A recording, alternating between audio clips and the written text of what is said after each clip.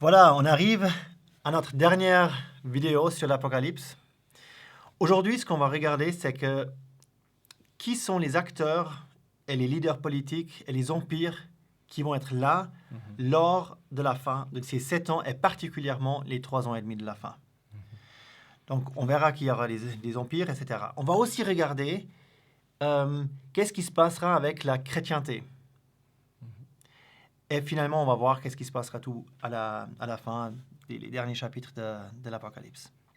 Donc voilà, on va commencer avec les acteurs politiques, Voilà. qui sont les empires, etc. Et c'est vrai que dans la dernière vidéo, on a déjà mentionné, puis ça fait aussi les vidéos d'avant, je crois, qu'il y a deux personnes politiques et religieuses qui ont un rôle très très particulier dans l'Apocalypse, et puis pendant cette période de tribulation. Et la première, c'est celui qui est celui qui est le chef de l'Empire romain reconstitué. Donc on a vu qu'il y aurait un retour quelque part de l'Empire romain qui a eu lieu quand le Seigneur Jésus a été crucifié, qui était présent. Cet empire va réapparaître, c'est l'Europe en gros, c'est l'Europe mais unifiée. Et il y aura une personne particulière qui va être une sorte de dictateur de cet empire, une sorte de leader politique très influent, très puissant, qui sera là. Et tout ça, on trouve dans l'Apocalypse en chapitre 13 en particulier. Hein. Et puis, il y a un autre qui lui est directement associé et qui travaille directement main dans la main avec lui. Et ces personnes-là, elles s'appellent dans l'Apocalypse au chapitre 13, elles s'appellent le faux prophète. Alors peut-être on va... Et en fait, c'est aussi, on peut dire, c'est l'antichrist, celui qui est contre Jésus-Christ. Alors, dans Apocalypse au chapitre 13, on voit une petite description de qui est cette personne.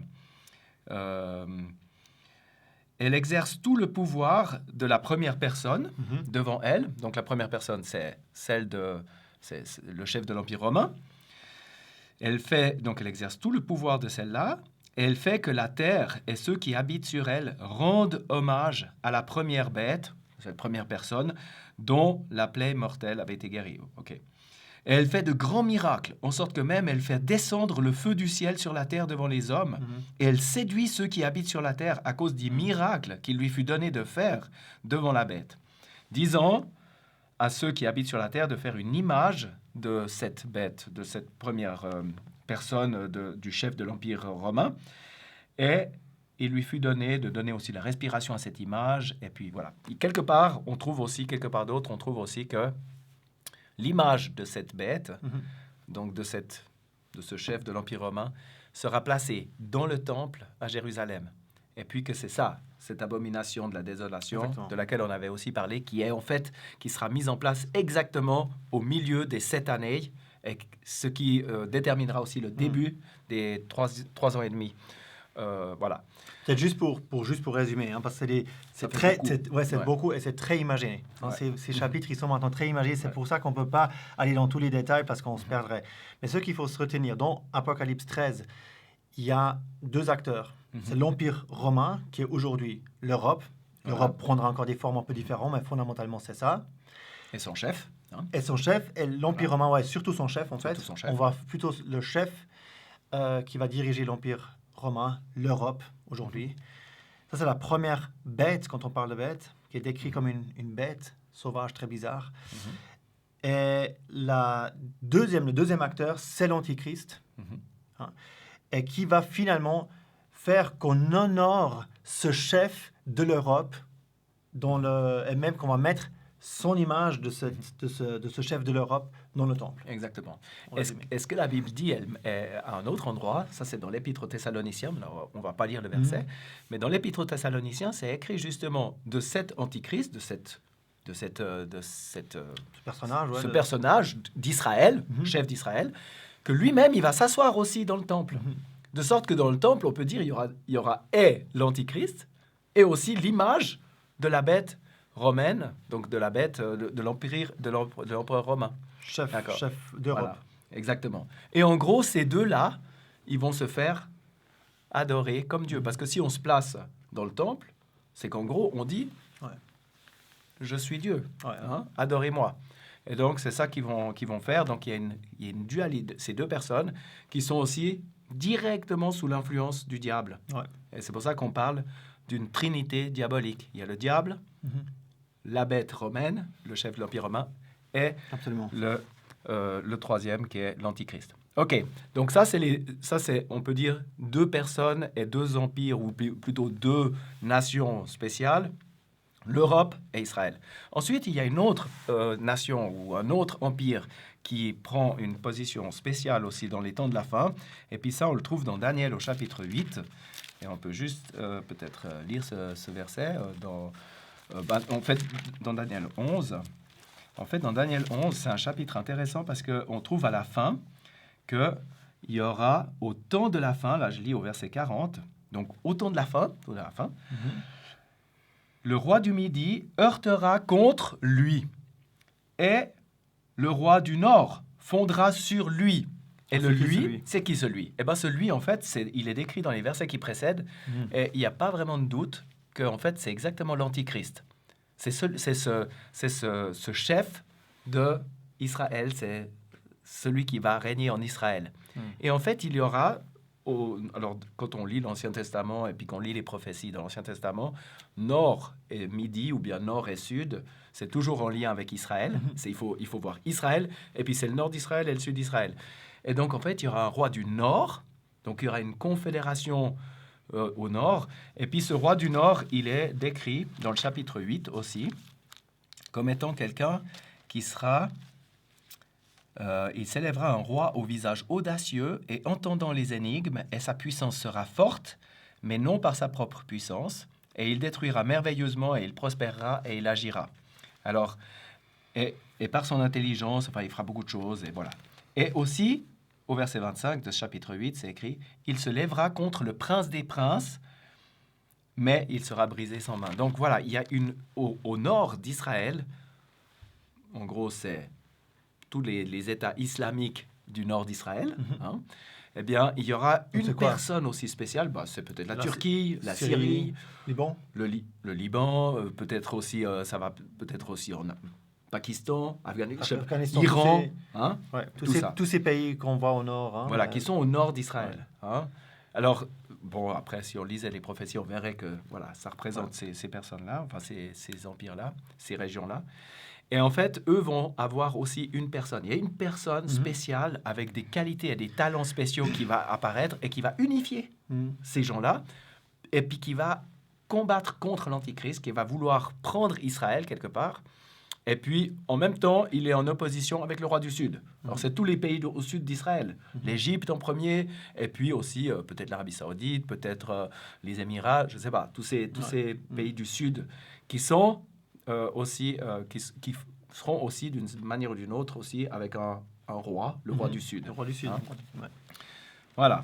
Donc ça, c'est, je dirais, avec là, on a à peu près les acteurs principaux. Donc un acteur en Europe, un roi au nord, Israël, un roi au sud. Et puis encore, ce qu'il y a encore, c'est, est-ce qu'on l'a lu ici dans Daniel 8, c'est que ce roi du nord, il aura de la puissance, mais pas par sa propre puissance. Puis c'est vrai que dans Ézéchiel 38 et 39, on trouve encore une autre puissance qui est là, qui est la Russie, le prince de Roche. Roche, c'est pour Russie, la Russie. Et le prince de Roche, eh bien, il est aussi là et qui aura un intérêt direct à ce qui se passe en Israël et qui va aussi soutenir, en fait, ce roi du Nord. Probablement, ouais. Voilà. Ça, c'est un peu les...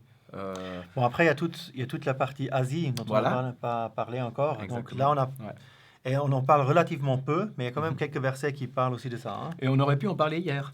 Parce que, en fait, c'est dans les trompettes et les coupes qu'on voit le fleuve Euphrate.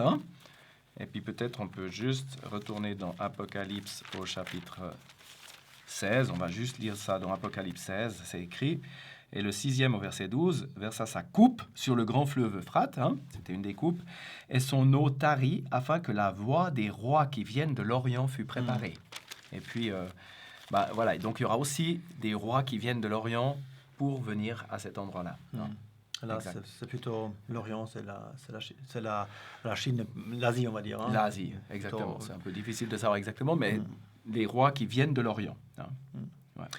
Donc ça, c'est vraiment intéressant parce que si on voit maintenant, si on se dit, pour résumer, il y aura l'Empire romain reconstitué, qui est l'Europe, et l'Europe aujourd'hui existent. On avait déjà fait dans une autre vidéo que l'Europe, il y a pas si longtemps. Moi, j'ai vécu la création de l'Europe. Nous, on a vécu la création de l'Europe. Donc, c'est quelque chose qui s'est fait exactement comme la parole le dit. Israël n'existait pas. Hein, ça, on n'a pas vécu, nous, la création d'Israël, mais nos grands-parents ont vécu qu'Israël a été créé. Ça devait être là parce qu'à la fin, Israël est en des acteurs. Exactement. Ensuite, on a le roi du Nord, donc il est aussi appelé l'Assyrien, entre parenthèses des fois. Donc c'est la Syrie et toutes ces choses-là. Ça va très probablement être, parce qu'ils vont être très contre Israël. Et donc ça va très probablement être une fédération islamique. Et on a tous vécu la création de l'État islamique. Alors on ne dit pas que c'est l'État islamique Daesh ou comme ça aujourd'hui, mais ça va être quelque chose comme ça. Mais une chose qui est une réalité, c'est qu'aujourd'hui, on parle de l'État islamique. C'est quelque chose, c'est un mot qu'on connaît, qui est tout à fait accepté, vu très, très négativement. Je pense que ça va prendre une autre tournure, et puis les pays, l'islam va s'unir. Il y aura quelqu'un qui, comme tu as dit, qui va réussir à unir aussi les chiites et les sunnites. Donc, actuellement, ils sont relativement séparés. Mais je pense qu'en ayant un ennemi commun, ils vont s'unir. Exactement, d'ailleurs, la même chose comme on a dit en Europe, qu'on a vu avec le Seigneur Jésus, avec Hérode et Pilate. Donc, on voit très souvent, hein, d'ailleurs, il y a des gens qui disent, ce qu'on a besoin pour unir un peuple ou pour unir des gens, c'est une guerre. Donc, il y aura à un moment donné quelque chose comme ça, ils vont s'unir. Donc ça, c'est le Nord, mais c'est déjà quelque chose... Ce qu'il y a aussi, c'est que ces États du Nord, que ce soit la Syrie, l'Iran, la Turquie, l'Irak. Mais de manière générale, ces pays-là, aujourd'hui, sont déjà relativement proches les uns des autres, géopolitiquement parlant. Ils s'entendent assez bien. Ils sont tous plus ou moins connectés à la Russie, d'ailleurs. Voilà, exactement. Et c'est ça qu'on voit maintenant aussi. On voit aussi maintenant le roi du Sud, il y a relativement peu qui est dit dessus, mais c'est l'Égypte est déjà très...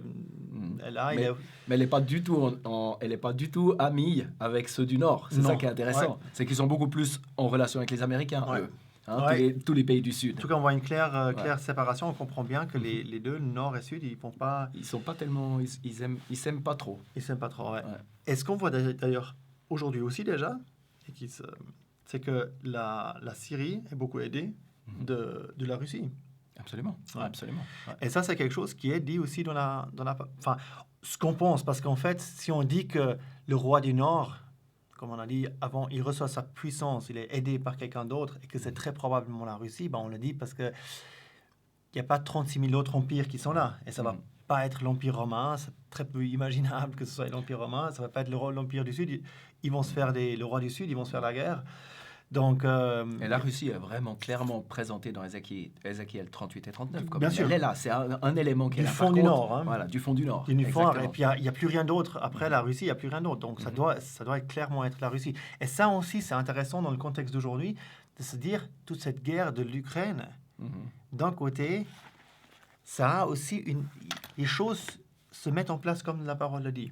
Alors, nous, on ne peut pas tellement dire où va se trouver l'Ukraine, mais une chose est sûre, ça, c'est les royaumes que la Bible nous dit, et ça va s'accomplir comme ça. Et l'Ukraine va quelque part être là-dedans. Elle pourrait théoriquement aussi être totalement isolée, mais c'est très peu probable. Mais elle va probablement être soit avec la Russie, soit une partie avec la Russie, une partie avec l'Empire romain, l'Europe. Mais les choses, vous voyez, ce qu'on essaie de vous dire ici, c'est que les choses se mettent vraiment en place. Ça, c'est la Bible qui a été écrite, des milliers, certaines de ces prophéties, avant aujourd'hui. Et les choses aujourd'hui se mettent en place exactement comme ça. Peut-être on peut encore dire un truc, c'est que par rapport à l'Europe et Israël, ce lien fort qui va se créer, on le voit déjà se créer de plus en plus aujourd'hui déjà aussi. Aussi par rapport au gaz, le besoin de gaz, le fait que Israël a du gaz, découvre énormément de gaz, etc. Et une autre chose, on voit aussi se créer.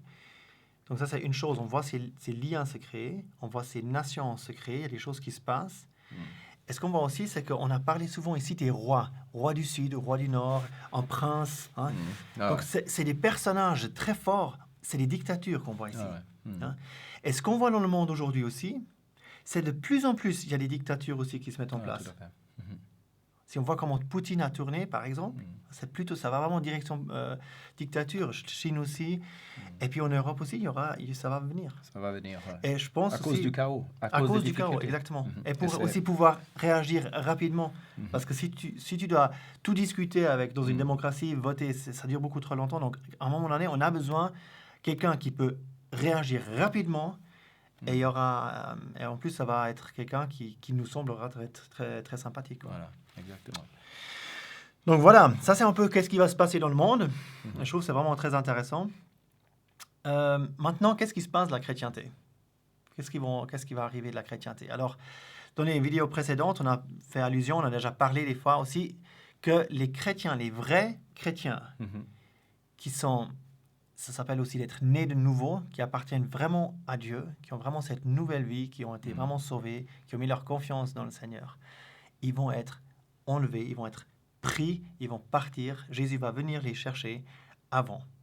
Je sais, ça semble probablement pour beaucoup un tout petit peu bizarre, mais je crois que c'est absolument la vérité. Et ça, c'est pas difficile. Enfin, ça, c'est pas une interprétation biblique particulière. Il y a des versets très clairs qui montrent qu'à un moment donné, Christ va venir chercher les siens. Exactement. Et va les enlever. 1 Thessaloniciens 4, à la fin, on va peut-être pas lire tout le passage, mais très clairement, l'apôtre Paul, enfin, c'est l'Esprit Saint qui le dit à travers l'apôtre Paul, il dit que Jésus-Christ va revenir pour nous chercher les croyants, et pour qu'ils soient avec lui. C'est son épouse. Hein? Absolument. Amen. Les croyants, c'est l'épouse de Christ. On se réjouit de ça. Voilà, elle va être amenée au ciel. Voilà. Exactement. Donc, est-ce que ça veut dire qu'il n'y a plus de chrétiens sur la terre? Non. Ben non. Jésus, il a parlé principalement à des gens qui croyaient en Dieu, pas tellement aux athées. Donc, dans la Bible, elle est très claire par rapport à cela, que ce ne sont pas les personnes qui se font baptiser qui sont forcément sauvées. Bien sûr que non.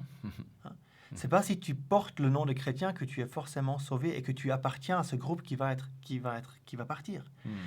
Donc, les églises, il y aura encore plein d'églises qui vont exister et il y aura encore plein de gens qui se voient comme chrétiens qui vont être sur cette terre. Sauf que cette chose qui va être cette chrétienté qui va rester va devenir quelque chose où vraiment Jésus a plus du tout sa place. Et qui est appelé en fait même, qui est comparé à une femme dans la Bible, qui est comparé à une femme et même une grande prostituée.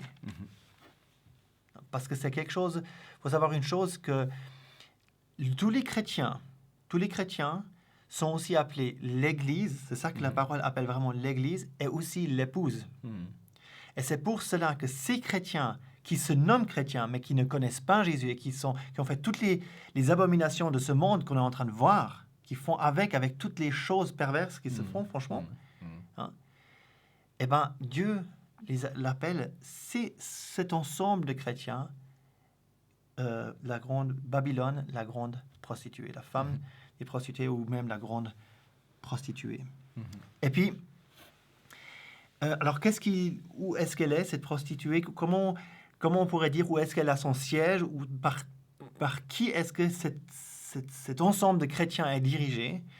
Et là, il y a un verset qui est intéressant en Apocalypse 17, verset 9. Donc, il y a une description déjà de cette bête romaine, l'Empire romain, qui a été donnée. Et on voit qu'elle a son siège quelque part là, dans cet empire.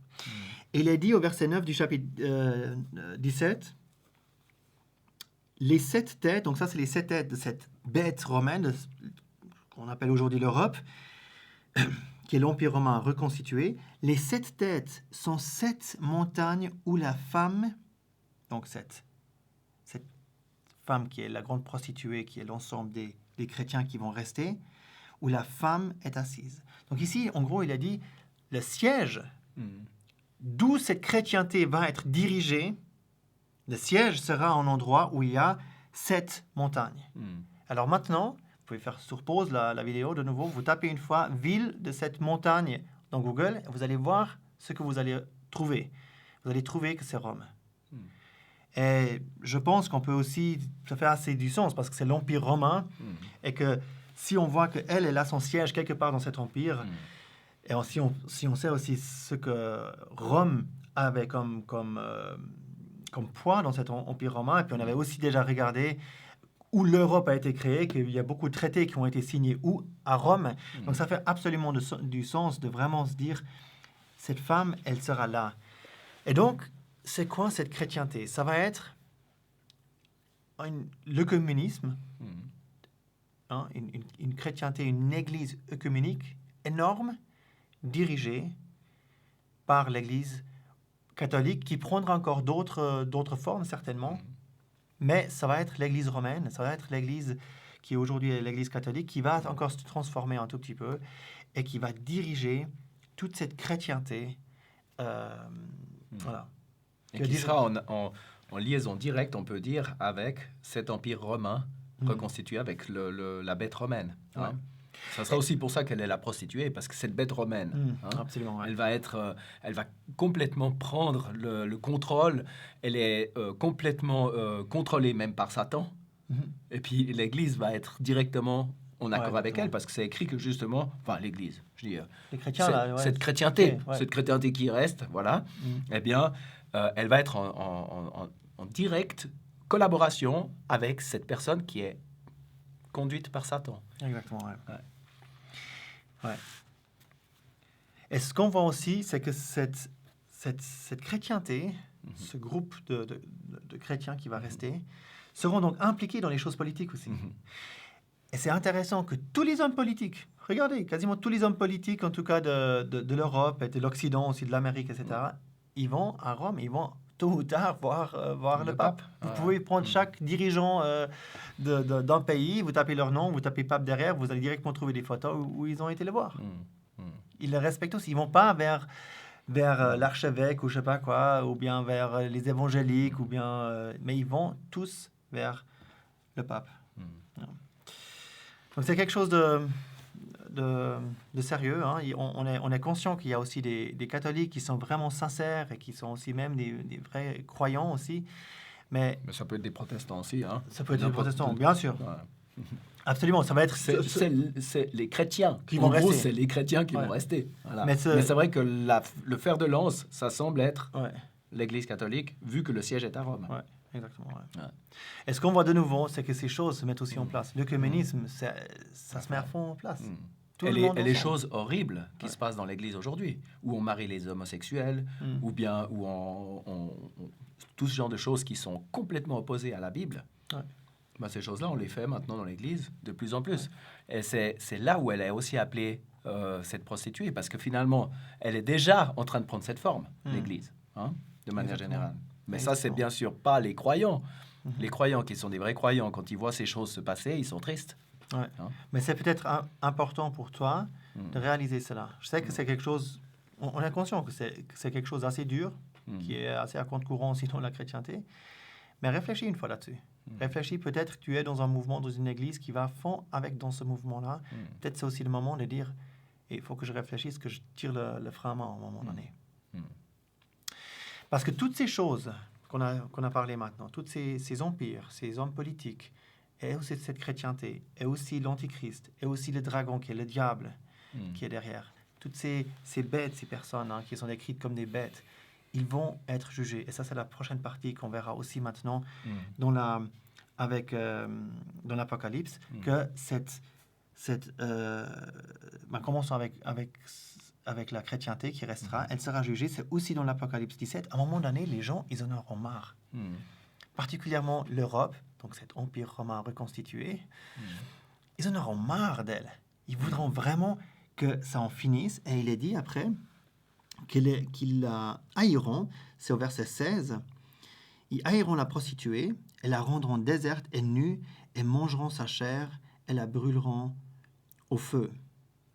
Donc, à un moment donné, ils en ont probablement assez, peut-être aussi parce que l'Antichrist veut recevoir toute la vénération et toute l'adoration, et ils vont s'en débarrasser de cette église, de cette chrétienté. Donc, elle va être détruite, elle va être brûlée, et puis elle va être jugée. Et fondamentalement, c'est Dieu qui permet cela pour la juger. Donc, elle va être jetée, elle va être, ce qu'on voit ici, jugée de la part de l'Empire romain, Mais fondamentalement, c'est Dieu, car Dieu, il a dit au verset 17, car Dieu a mis dans leur cœur d'exécuter sa pensée. Donc c'est Dieu qui met dans le cœur que ceux qui jugent cette prostituée, cette chrétienté reconstituée, Dieu a mis ça dans le cœur de ces personnes-là pour qu'ils exécutent exactement ce que Dieu veut faire avec elles.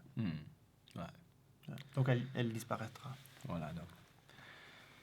C'est le livre de l'Apocalypse, c'est le jugement, en particulier de la chrétienté, c'est le jugement du monde entier et de la chrétienté. Et là, c'est là qu'elle arrivera à sa fin. Mais ce n'est pas seulement la chrétienté qui sera jugée, parce que ces empires, ces nations, toutes ces personnes aussi qui sont des leaders politiques très puissants, eh bien, ils vont aussi être jugés. Et on voit ça en particulier dans Apocalypse au chapitre 16. C'est un tout petit peu avant, mais c'est à 16 et aussi au chapitre 19. Et là, on voit que il y a au verset 13, c'est écrit que il y a des esprits des esprits de démons qui seront envoyés sur la terre, qui font des miracles, qui s'en vont vers les rois de la terre habitée tout entière, pour les assembler pour le combat de ce grand jour de Dieu le Tout-Puissant. Et ils les assemblèrent au lieu appelé en hébreu Armageddon. Et ça, c'est à la fin de ces 7 ans, à la fin de cette deuxième partie de 3 ans et demi, qu'il y aura encore une puissance démoniaque active pour amener tous les gens, tous ces rois et même toutes les nations de manière même plus large en Israël pour combattre contre Jésus-Christ. Et c'est ça qu'on voit que dans Apocalypse au chapitre 19, on voit que Jésus lui-même, il va revenir et il va à ce moment-là combattre contre ces nations.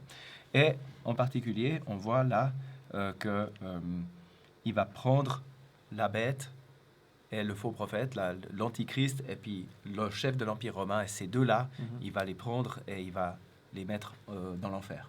Ouais. Et il y a un passage aussi dans Sophonie, au chapitre 3, peut-être que c'est bien de le lire aussi, parce qu'il montre la même chose. Alors, Sophonie, c'est toujours un peu difficile de trouver ces petits prophètes. Sophonie 3, au verset 8. Et là, c'est écrit « Ma détermination est de rassembler les nations, de réunir les royaumes pour verser sur eux mon indignation, toute l'ardeur de ma colère, car toute la terre sera dévorée par le feu de ma jalousie. » Donc ça, c'est une prophétie qui a été faite bien avant. Ouais, bien avant, dans l'Ancien Testament encore. Mais qui corrobore parfaitement avec ce qui est écrit dans l'Apocalypse. Et donc, il y aura à ce moment-là tous ces royaumes qui vont être amenés ensemble pour faire la guerre contre Jésus-Christ, et puis qui vont être... ils vont perdre cette guerre. Ils vont être jugés. Ouais. Ils vont être jugés, exactement. Et puis, ils disparaîtront à ce moment-là. Ouais. Ça va être les royaumes pas, enfin, les personnes pas, mais oui, voilà. mais les personnes qui les dirigent, etc. Oui. Voilà, exactement. Ouais. Et puis... Donc, on a vu maintenant, d'une part, la fin, le jugement de cette chrétienté. On a vu maintenant le jugement en Armageddon. Probablement, vous connaissez, il y a des films qui ont été faits là-dessus aussi. Cet endroit où ces peuples, ces nations vont se réunir, ces rois, pour faire la guerre contre Jésus. Et puis, et ils vont être jugés aussi. Mais on a vu qu'il y a 3 acteurs. Luc en a juste parlé très courtement juste avant, mais il y a 3 acteurs qui sont qui sont vraiment une trinité diabolique, on peut dire. C'est d'une part le diable, c'est la bête romaine, ce chef de l'Empire romain reconstitué qui est l'Europe, et puis l'Antichrist. Et c'est typique parce que le diable, il essaie toujours d'imiter Dieu. Ce que Dieu fait. Ouais. Dieu, il avait prévu pour lui des chrétiens qui lui appartiennent vraiment, et il appelle ça l'épouse. Et le diable, il imite, et là, qu'est-ce qu'il a? Il a cette femme, cette prostituée. Il y a une trinité qui existe, le mot n'existe pas dans la Bible, mais le concept, ou bien, j'aime pas tellement parler de concept, mais la vérité qu'il y a le Père, le Fils et le Saint-Esprit qui sont tous Dieu, mais 3 personnes distinctes, mais un Dieu, et ben, le diable, il essaie aussi d'imiter cela. Et c'est pour cela qu'il y a le diable, la bête romaine, enfin le chef de l'Empire romain reconstitué qui est l'Europe, et l'Antichrist. C'est donc une imitation de la Trinité, de la vraie Trinité. Mais c'est une Trinité diabolique. Et elle aussi, dans l'Apocalypse 19 à la fin, et 20 aussi, on voit que les 3 sont jetés dans les temps de feu directement. Exactement. C'est les seuls qui ne seront même pas... Ils vont même pas recevoir... il n'y aura même pas une déclaration, ou bien ils ne vont pas apparaître devant un tribunal. Ils vont être directement jetés dans les temps de feu. Tellement c'était une abomination et grave pour eux. Et c'est vrai que c'est incroyable, mais ces 2 personnes, l'Antichrist et la bête romaine, ou le chef de l'Empire romain, ces 2 personnes, c'est les 2 seules personnes qui sont envoyées en enfer sans passer par la mort. Exactement. Ça, dans toute la Bible, on voit, il n'y a personne qui va en enfer sans d'abord mourir. Mais ces 2-là, ils font exception. Ouais. Et donc maintenant, on a vu que les nations sont jugées, la chrétienté a été jugée, ces 3 agents hyper diaboliques sont jugés. Et maintenant, le Seigneur Jésus va établir un règne où lui, il régnera sur la terre. Il est déjà le Seigneur des Seigneurs, il est souverain, il est Dieu, c'est clair. Mais là, sur la terre, il va finalement régner. On a ça dans Apocalypse aussi, ça se voit un peu plus tard après, en Apocalypse 20 aussi. C'est Apocalypse 20 ? Oui, tout à fait. Et que ce règne dure 1000 ans, c'est le millénaire aussi, où ça va être un règne de paix, de justice, où vraiment les valeurs de Christ, de Dieu, vont être établies, respectées, et ça va être il y aura la paix.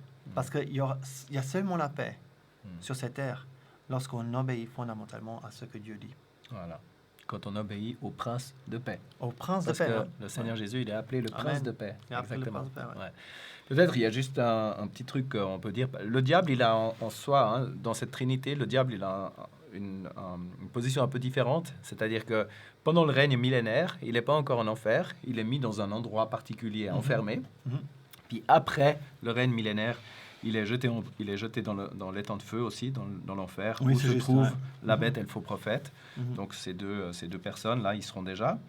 Et puis, maintenant, ça nous amène à la fin de ce chapitre 20 d'Apocalypse, parce que à la fin du millénium, à la fin de ces 1000 ans, eh bien, il y aura un grand jugement. Et ce jugement, il est décrit de manière assez exacte dans Apocalypse 20, au verset 12. Et peut-être on va lire ces versets, parce qu'ils sont, je crois, très importants. Et je vis les morts, les grands et les petits, se tenant devant le trône. Et des livres furent ouverts. Et un autre livre fut ouvert, qui est celui de la vie. Et les morts furent jugés d'après les choses qui étaient écrites dans les livres selon leurs œuvres. Et la mer rendit les morts qui étaient en elle, et la mort et le Hadès rendirent les morts qui étaient en eux, et ils furent jugés chacun selon leurs œuvres. Et la mort et le Hadès furent jetés dans l'étang de feu, c'est ici la seconde mort, l'étang de feu. Et si quelqu'un n'était pas trouvé écrit dans le livre de vie, il était jeté dans l'étang de feu. Alors, ce qui se passe, c'est qu'à la fin du millénium, fin de ces 1000 ans, il y a un grand jugement qui va se passer. Et ce jugement, on voit quelque part d'autre, on a déjà parlé, que celui qui a tout le jugement, c'est Jésus. Donc Jésus-Christ est celui qui va juger, qui va être le juge à ce moment-là. Et là, il y a des livres. Et il y a des livres qui sont écrits avec tout ce qui est fait, toutes les choses qu'on a commises, toutes les actions qu'on a faites. Ces livres. Et il y a un autre livre à côté qui s'appelle le livre de la vie. Et puis, les morts sont jugés selon leurs œuvres. Ça veut dire que très concrètement pour toi et pour moi, chacun des hommes, tout ce qu'on a fait, sans exception, c'est noté quelque part dans le ciel. Dieu sait tout ce qu'on a fait. Amen. Et tout est écrit dans ces livres. Mais ce qui est déterminant, selon la Bible, c'est pas ce qui est écrit dans les livres. Ce qui est déterminant, c'est est-ce que ton nom, il est écrit dans le livre de vie? Amen. Il y a un autre livre qui est le livre de vie. Ce qui est déterminant, c'est est-ce que ton nom est écrit dans le livre de vie? C'est pas ce qui est écrit dans les livres. Dans toutes les religions du monde, on te dira Dieu va te laisser entrer ou pas dans le paradis suivant si tu as fait beaucoup de choses bonnes, beaucoup de choses fausses, pas trop de choses fausses. C'est pas comme ça dans la Bible. Tout est écrit, ça c'est sûr. Et quand on sera jugé sur la base de nos œuvres, de tout ce qu'on a fait. Mais pour être sauvé, il faut que notre nom soit écrit dans le livre de vie. Et puis comment est-ce qu'il peut être écrit notre nom dans le livre de vie? Eh bien, c'est en croyant au Seigneur Jésus, en croyant en Jésus qui est mort sur la croix pour nos péchés. C'est génial, hein? Ouais. Et ça, c'est l'élément déterminant. Ça, c'est le point qui est extrêmement important et puis pour lequel on est là aussi. Hein. C'est excellent ce que tu viens de dire, parce que tu peux avoir un livre, peut-être, où des mauvaises œuvres sont innombrables. Ouais. Et fondamentalement, c'est le cas de nous tous. Mais peut-être tu le ressens beaucoup plus. Peut-être tu as été en prison, peut-être tu as tué quelqu'un, peut-être tu as fait des choses horribles. Et bien, ce que tu viens de dire, c'est vraiment génial. Parce que ce qui est déterminant, c'est pas ça. Ce qui est déterminant, c'est si tu es écrit dans le livre de vie. De vie, exactement. Ouais. C'est magnifique, hein? Et tu peux, aujourd'hui, même si tu as des livres innombrables avec des mauvaises actions qui sont écrites dedans. Et c'est mon cas. Je veux dire, si on pense tous les trucs qu'on a dit, qu'on a fait, qu'on a pensé, c'est horrible. C'est notre cas. C'est notre cas. C'est notre cas, toi aussi. Hein. Toi, t'as j'ai l'impression un peu mieux que moi. Non, mais on peut vraiment se dire que peu importe la quantité de péché qu'on a, ce qui est déterminant, c'est que tu es dans le livre de vie. Et que le Seigneur Jésus est là, lui, il a subi le jugement. On a parlé beaucoup de jugement, on a utilisé ce mot je ne sais pas combien de fois. Mais rappelez-vous que lui, il est mort pour tous tes livres, là, tout ce qui est écrit dans ces livres-là. Il est mort à la croix de Golgotha, lorsqu'on l'a crucifié. Il est mort pour là. La parole nous dit qu'il a porté en son corps nos péchés, sur le bois, nos péchés. Et quand il était sur la croix, à la fin, il a dit « c'est accompli ». Et le mot « c'est accompli », c'est, en grec, c'est « tetelestai ». C'est le mot qu'on écrivait sur une facture pour dire que la facture était payée. Donc ça veut dire, en gros, ta facture, ce que toi, tu aurais dû payer. Ben, Jésus, il a dit « c'est accompli ». Ça veut dire « c'est payé ». Il a payé pour toi. Mais il faut quand même l'accepter. Ça, c'est la Bible, elle le dit. Ça t'est pas donné comme ça, sans rien. Non, ça t'est donné par la foi. C'est-à-dire, si de ton cœur, de tout ton cœur, tu crois et tu mets ta confiance en Jésus-Christ et dans la parole de Dieu, dans la Bible, eh bien, et que tu te repens de tes péchés, et tu réalises, ouais, je suis un pécheur, j'ai fait toutes ces choses. Les livres qui sont écrits dans le ciel, c'est pas très glorieux. Parce que c'est toutes ces choses que j'ai faites. Ben, si tu réalises cela, et puis que tu acceptes que Jésus, il est mort sur la croix pour tes péchés, tu l'acceptes comme ton sauveur, comme ton Seigneur, eh bien, tu es sauvé. Tu es sauvé. Amen. Ton nom est écrit dans le livre de vie. Ça, c'est ce que la Bible l'enseigne. Toute la Bible enseigne ça. Donc voilà, on termine un peu comme ça la série maintenant sur l'Apocalypse. Donc c'était une série, on est conscient, assez lourd dans son contenu, mais aussi assez lourd dans les conséquences, dans ce qu'on dit, qu'est-ce que ça veut vraiment dire. C'est vraiment, waouh, c'est du lourd, quoi. Mais aujourd'hui encore, c'est un jour de grâce, vraiment.